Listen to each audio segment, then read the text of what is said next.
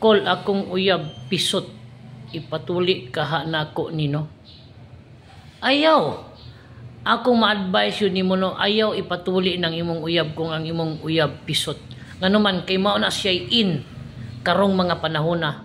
Kung imong maikumpara good guys, karon nga generation ug sa unang generation, laki na kayo.